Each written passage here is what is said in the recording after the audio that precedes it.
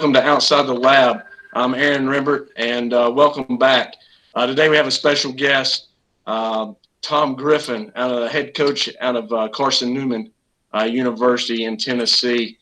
Coach, thanks for being with us this morning. Aaron, it's my pleasure. It's good to see you. Good deal. Good deal. Well, just a little bit about Coach Griffin for guys in our area. I know you've had some North Carolina guys on your roster before. In fact, quite a few. But guys in our area, he just finished his year 15 at Carson Newman. And, he's the author of Catch It, Block It, Throw It video that's, catching coaches in general have had have taken advantage of all across the country. He went to school at Tennessee Wesleyan. He's a 4-year starting catcher, Hall of Famer in 2012, got inducted there. But an outstanding coach, outstanding friend, and, a great ambassador for our game. So, Coach, I'm going to jump right into it, man. What's been going on in quarantine life for you? Well, I think like all of us, the frustrating thing is the future. And I know we can't control it, and we need to worry about one day at a time. But we're trying to stay as busy as possible. And we're looking at this as more of a sabbatical. And this gives us an opportunity to learn, connect with people we haven't connected with before. Spend more time getting in our own thoughts, doing things we didn't do before. It gives us a chance to decompress, because life is so like white noise, goes so fast. And now we're getting the chance to kind of just slow it down. And for us, it's been more about the connections with people that maybe we weren't doing enough of on a daily basis before. So for us, it's been that kind of sabbatical. I got to be quite honest with you. One of the things as a coach that I'm continually growing in is my faith. As a young coach, it was all about, hey, you got to win, got to make a name for yourself. As you get older, when you start having children, as you know, Aaron, the priorities change real quick. And you start realizing there's a purpose to what we're doing and understanding that purpose. For me, my faith with God has grown over the years, and this time has really given me a chance to connect with people and understanding more about what that means. I think that's a continuing learning process, just like as a coach, as a father, but also as a Christian. That's been important for me at this time, is to build on that. Right, absolutely. What speaking of all of that, how many of these have you been on? I see your name everywhere on Twitter sphere and everything else, man. You've been on all kinds of these. Well, I'll tell you, I try to do one. I try to be on something every night, to be quite honest with you. Even just small group talk with a group of coaches that we're on. But I think for me, I think it's important to be a constant learner. And most of these, and I'd say 9 out of 10 of them, I'm listening. And I'm taking notes. And that's the hard thing right now, Aaron, is we got notebooks for the last month and a half of this information. Now we got to process it and figure out what are we going to use, because you can get dumped on so much information that your head is spinning. And you're actually wondering, man, am I even running the program right? Boy, I heard this idea from this guy and this guy. So the important thing for coaches is just to take all the information and then juggle it a little bit and figure out what works for you. And as you know, Aaron, sometimes you're just getting some reiteration of what you're doing. Like, okay, all right, at least they're doing that as well. That's good to hear. But maybe there's a new idea, a cue word, a phrase, something we can use to put in our toolbox to help when our players come back, that we can give them something that makes that light switch come on in the brain. And so that's why it's every day has been a learning experience for me. Absolutely. It sounds like me as a young coach, I think I remember our first couple conventions, man, that I went to. I remember, I think in 2007, I saw you down in Orlando speak at the ABCA. And I think that was my second year, but it was just trying to, you hear all those speakers, guys like yourself and other guys that have been in the game. And and have such a professional opinion on certain things and experience, and you're trying to go back to your office or on the plane ride back or whatever it is, trying to digest everything, man. And I know that's definitely very similar right now. And speaking of that, speaking of all being consumed, I guess now we understand how, I guess, our players, our recruits, and all these young guys feel all the time with stuff coming from everywhere with them. Instagram, Twitter, Facebook. Their parents see everything on Facebook. Oh, I got to try this. I got to try that. Oh, my God, this is how I throw 90 miles an hour tomorrow. Oh, my God, I can hit a bomb tomorrow, and I'm in, sixth grade, whatever it is. So how do you, as you're talking to recruits and you see kids at camp, how do you, when you work camps, how do you, kind of tell these guys, hey, take a step back and let's enjoy the process, man? Great point, Aaron. I mean, you just said it right there, brother. I mean, you just described what's going on, and then to take a step back. And I think it's important for parents and players to find that person or persons. You can't have a large group, 1 or 2 people that you truly trust. And how do you trust them? Because they're invested in your kid, because they have a good purpose for what they're doing, because they have experience, whether it's coaching in college or working with college players. You find that one person who will be honest and be a person who's going to tell you the way it is, and use that person.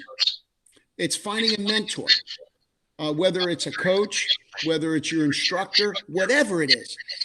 And then you take this information and you go back to your mentor or instructor and say, hey, I heard this.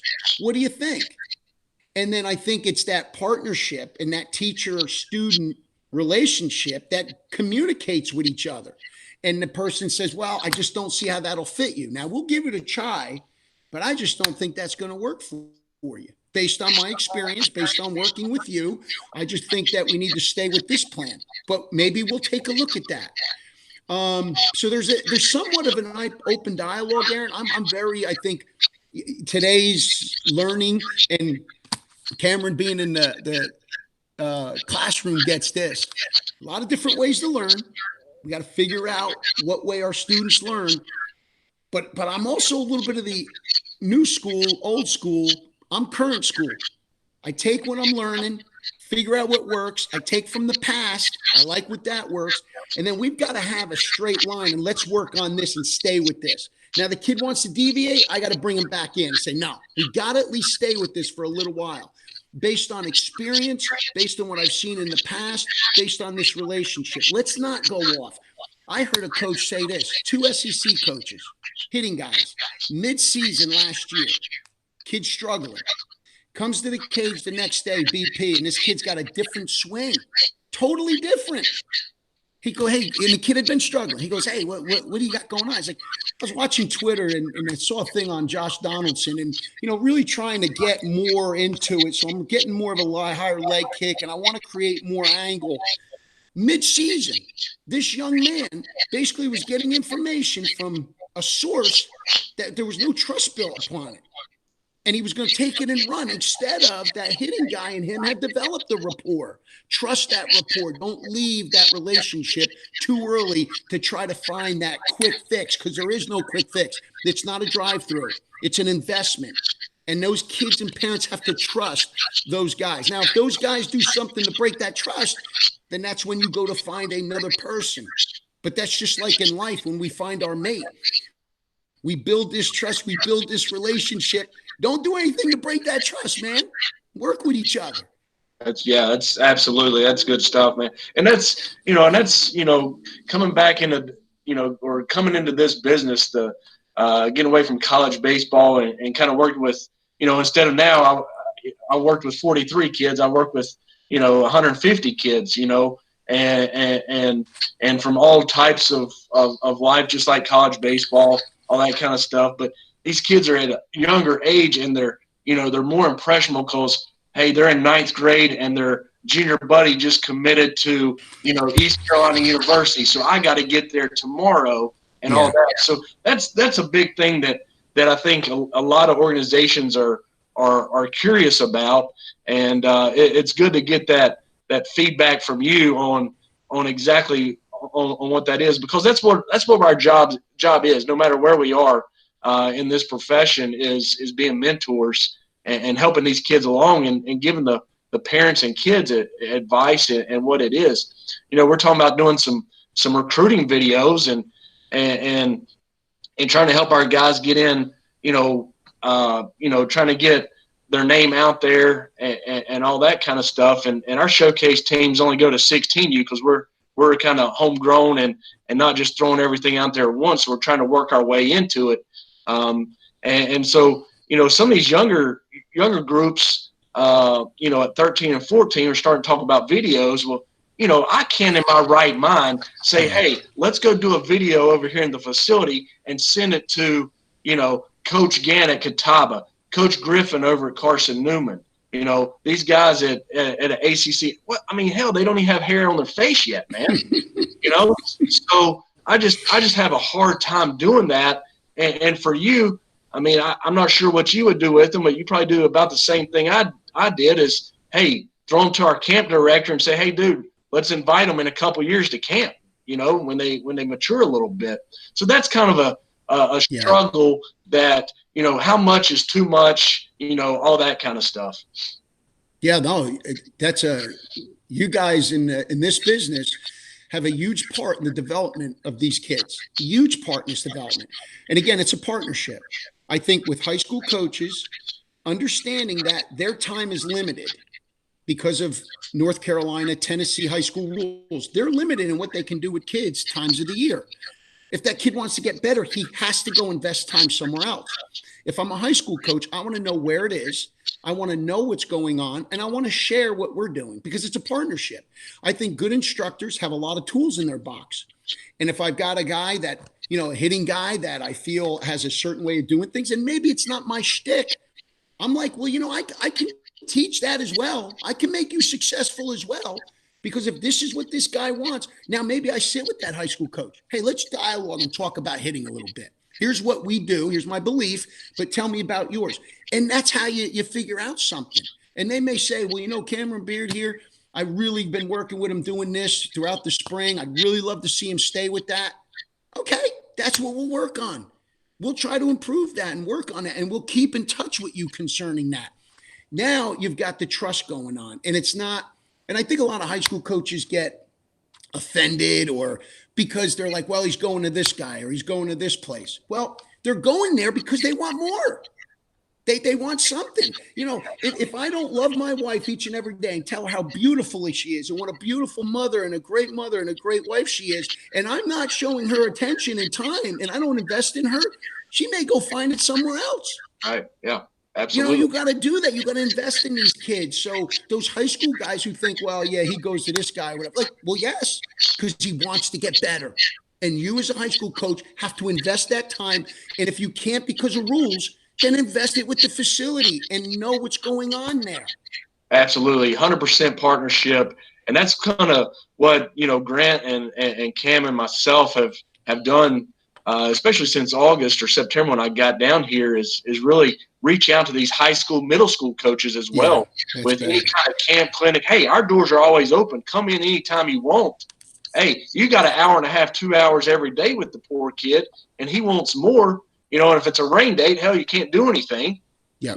Come to the facility. Let's have a partnership and go to work. And that's what we do with, and I think more people are starting to do it, but we're starting to do it around here a little bit is get these high school coaches involved with some of our teams. And that way they get to spend more time with those kids. And who cares if it's from a rival high school? Do we really care? What's best for the freaking kid, man. Yeah, exactly. And what you were talking about with partnerships and all that kind of stuff. And we had Coach Huffstetler down at Elon on the other day, and that's what he was talking about. He said in recruiting classes, I may already have a third baseman. I'm full there. But, hey, this guy at UNC Greensboro or at Mars Hill or at UNC Asheville, hey, if he's my good buddy and he calls me up, say, hey, man, have you seen a third baseman? Yeah, actually, here's a couple of names, man. Why don't you go at it? I mean, what's wrong with that? I don't understand, you know? No, there's too many kids out there, right, Aaron? There's so many kids. We're seeing it right now with this portal system. And really the pool of players is so large because we just added another year to kids. So now for these kids that are 8th grade, the pool of players is astronomical. And what we may see also, which is going to lower the opportunities, is we don't know how this virus is going to affect colleges to where either we have to shut the program down or shut a school down. We saw that with Urbana. Now we have less schools to go to. So you got this huge pool of kids trying to get in.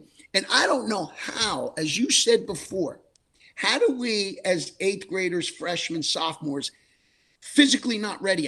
And, you know, Aaron, we can tell that Texas kid who's 6'3" is a freshman and he's thrown at 82. We're like, that's pretty good. Yeah. He's going to be good. You can pick out the top 5. That's easy. Yeah. It's the rest of us that it's so hard to be like, hey, just hold on. Wait.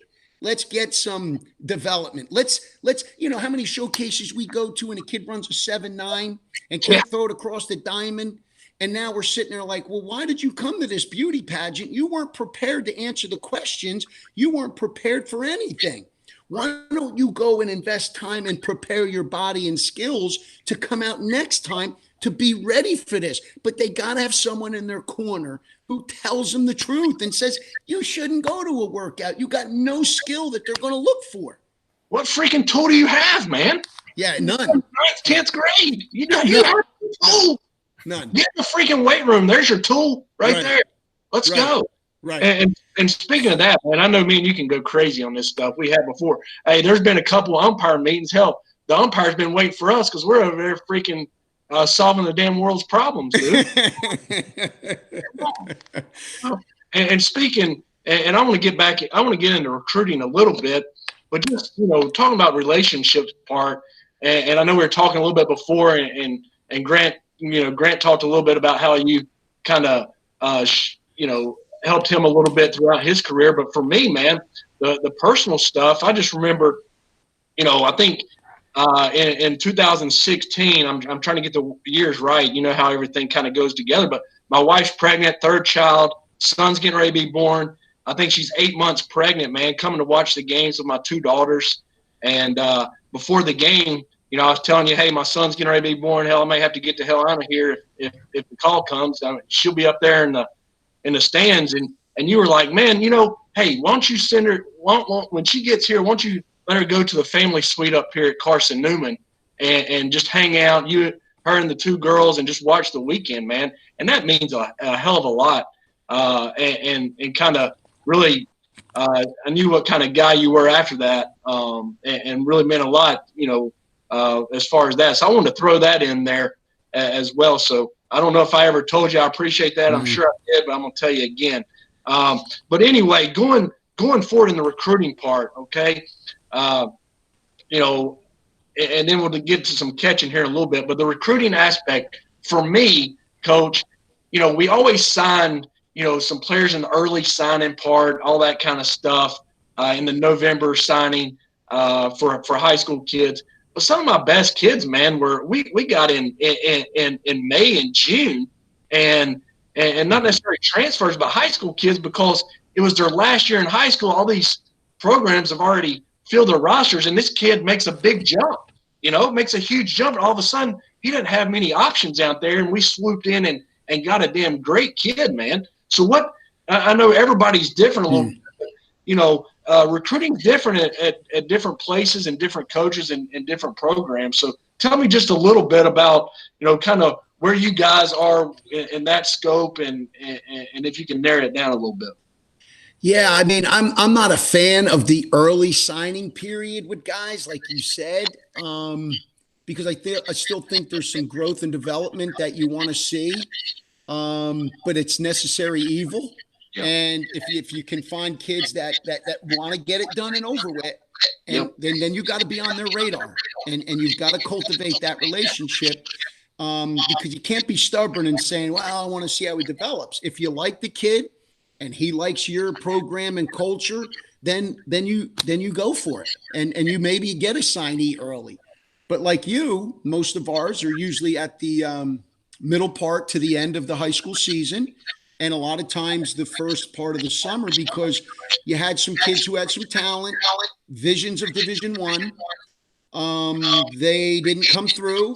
That school backed off, and now they're looking for a home, and they're ready to come back to you. They're ready to now look at other places besides Division One, and so it's a constant.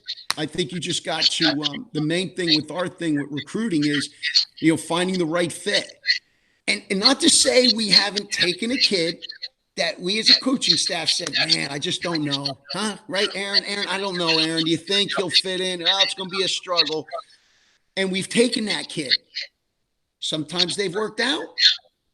More times they haven't. It's been the gut feeling you probably got to stick with. But I think as coaches, we always are going to feel like we can have that kid adapt to what we do. He'll change. He'll adapt to us. Our football coach for years here at Carson Newman, Coach Ken Sparks, one of the all-time winningest football coaches, used to take some kids that were the school would be like, this is a no-brainer. This guy is never going to make it based on his past. And I've seen the change because he brought them into a culture that loved on them, gave them a purpose, changed their direction, worked with them, and they ended up doing really well. So for every one of those, you're going to have the other ones. So we have to decide as educators, how many times do we want to take that chance? I think we always will, but we would always side with the kid that we feel wants to be a part of this culture, wants to fit in for what we're doing. It meets his needs. He meets our needs. Right. Absolutely. And, you've done a great job. I'll leave it to the listeners to go and check on websites and all that kind of stuff. But you guys have done a great job developing guys, and just the amount of energy they play with. No matter what the score is, how if they're in a slump, whatever it is, guys, continue to play hard and I think that speaks of your culture. I think that's what you're talking about there. What about more specifically? I guess like I kind of introduced you before, and speaking a lot of at all these clinics with catching and you're kind of in the college world, one of the catching guys that everybody wants to hear and spit and talk with and all that kind of stuff. What specifically are you looking for as far as a trait or a couple characteristics maybe that when you're recruiting a catcher, because those guys always seem to I know the pitchers do a good job at your place, but the catchers just seem to shut down the running game, man, and really take control and really field generals at Carson Newman. Obviously, that's a reflection of youth. But so, what kind of traits do they need before you can even kind of work with them? It's a great question because there's so many things I think that we're all looking for. The ability to catch the ball because they do it so much. So the ability to catch, and it's not the pitches in the strike zone. How does he handle the balls out of the strike zone? That's the true art of receiving. And most of us are catching the ball within our framework of a strike zone. But when the ball gets uncorked, the slider down and away, and I'm able to get it, and it not all goes off my glove, and I can react to a ball up and in, that is showing a little bit more in the receiving end. So obviously we look for that. We look for some of the attributes of his footwork. Arm strength. Now, people, I know this for a fact. Receiving is number one. Okay. But arm does play. Yeah. It does play. It's a skill we got to measure. So if you got it, that's a bonus, no question. The footwork, how he moves back there, as far as free. And then I'm saying moving because we're moving in a low position, a squat position. Flexibility is extremely important. His ability to stay in his stance and move in his stance is extremely important. We like to also then look at some of the things that maybe you can't measure. And that is, how does he play the game? Does he play it with passion? How does he communicate with his teammates? We like guys that have a personality to them. In the dugout, we see them communicating with their teammates. You could just see he's a good teammate. He's fun to be around. We need that energy because our culture is based on passion and energy. And yes, you can coach it into a guy because when he comes in and let's say he's more of a laid back guy, he'll pick up on it. It's like a guy who's kind of a laissez-faire dude and goes to a birthday party and everyone's having a great time. He's eventually going to smile and get into it a little bit. I mean, it's going to gravitate where it pulls them to open up. So we like that energy. And if we got a guy who has it, great. When we're talking to catchers, I want to know, do they love the game of baseball? Like I'll ask them, hey, who's your favorite baseball team? I hope he has one. And some kids say, I don't really watch baseball a whole lot. Ooh, my gosh. One of the ways we learn is playing and watching. We develop instincts by watching the game and playing the game. So if we're not watching it a lot, we're not developing a lot of instincts. I love instincts. I want to see the play before it happens. I can only play so many games, but I can watch the game. I can pick things up by watching it. So when a kid tells me, I'm a Kansas City Royal fan and Salvador Perez is my favorite catcher, I love watching him. Ooh, I get goosebumps on that. Now he's got a catcher he likes to watch. So he's probably YouTubing the dude and all that. Now we got a guy who's invested in the game. Now he's passionate about the game. That's the kind of guy we would love to have, brother. Yeah, absolutely. Man, just seeing the passion that you got right now, man, you remind me of the Dickie V of college baseball, man. He's a Jersey guy. Dickie was a Jersey guy. That's right. That's right. Speaking of that, and I was going to get to that. You obviously been down in the Tennessee area for a long time now, playing and coaching. What you've got a lot of players out there that have played for you. You've got all these connections. How much does that play in the recruiting part, man? Like do people call you and be like, hey, man, I got a guy that may be for you? Or, do you reach out to somebody and say, hey, I'm looking for this. Do you guys have anything? Like, how much does that play into it? Huge. Yeah. Probably bigger than any, Aaron, because of our recruiting budget. Yep. We can't get out and about. And I tell you, I have been probably in my coaching career, it's been one of my attributes that has not been very good is recruiting. And I've taken the wrong approach sometimes, Aaron. Like in the spring, I don't want to go anywhere. I want to be with my guys. Right. I don't like going on the road if we got practice. I don't do it. If we're training, I love training. I love being in practice. I love fundamentals. I love the whole teaching. I want to be in the classroom. So I get other guys, I get our assistants to learn like you. You got to learn as an assistant, get out on the road, meet people. And I probably should have done that more looking back, but that's who I am. I like the skill development part and I'm investing in these kids. And I know you got to do it, Aaron, but here's my thing. Here's what I think. These kids are here to play for you. And on a Wednesday, you got practice and they're like, oh, where's Coach Griff? Well, he's down at Cleveland State recruiting a JUCO. Well, okay, but we're playing right now. This is our team right now. I know you got to recruit for the future, but where's the investment to right now? And that's why I've given more of it and all of it to my assistant, who's done a phenomenal job, much better than I ever did as far as organizing and recruiting.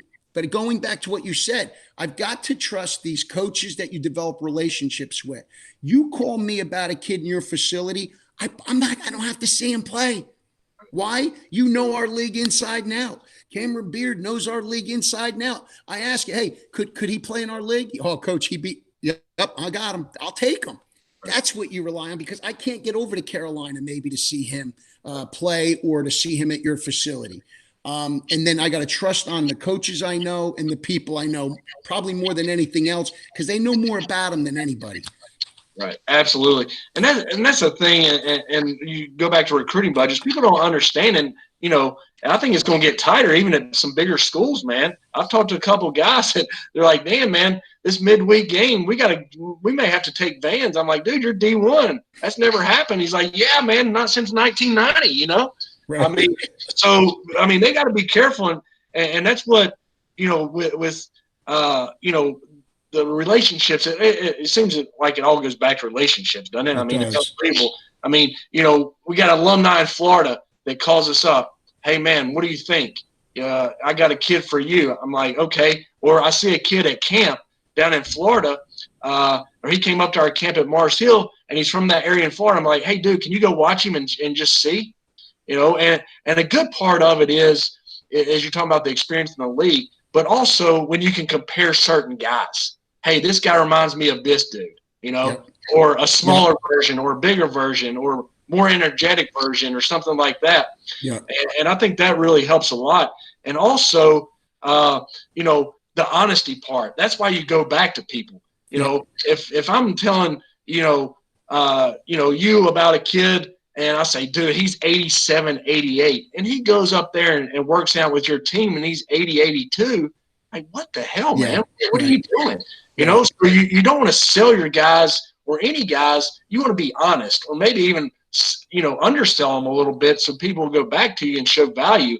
And I think that's where a lot of times, especially, as easy it is to click a button or get on something and really oversell somebody, it's really hurting not only that kid, but kids in the future, man. Exactly. Great point.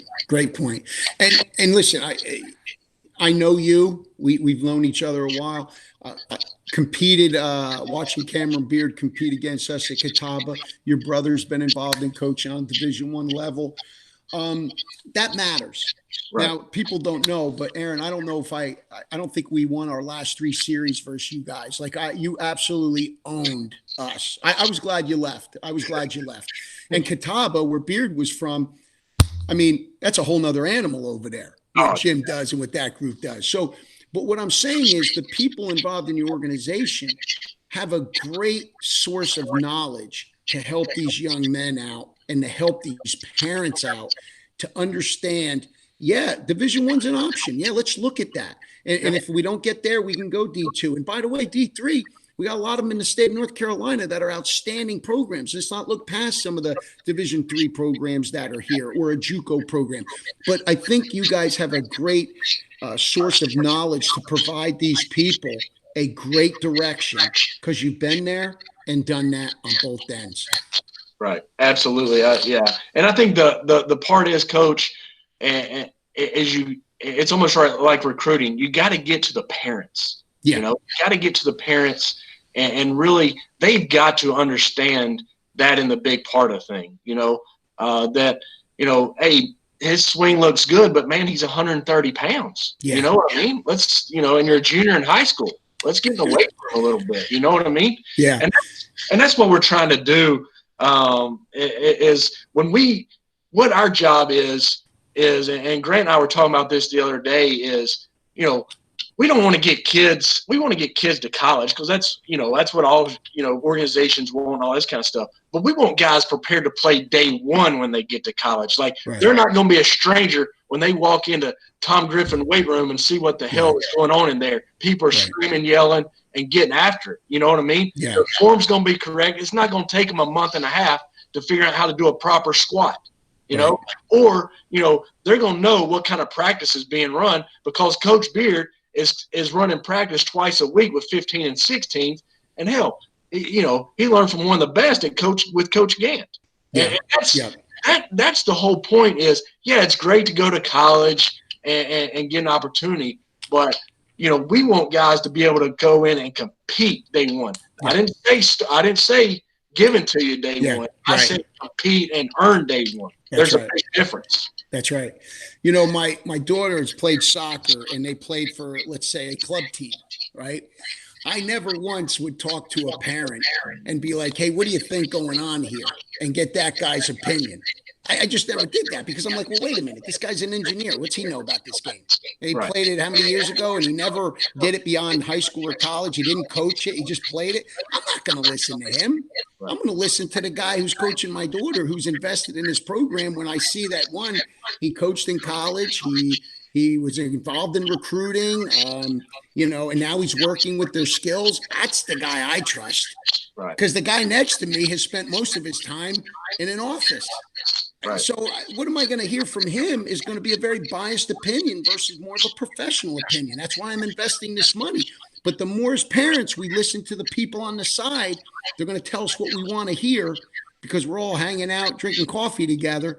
And that's not good. That's where I think as parents, we get off track. And then our expectations get completely scrambled eggs.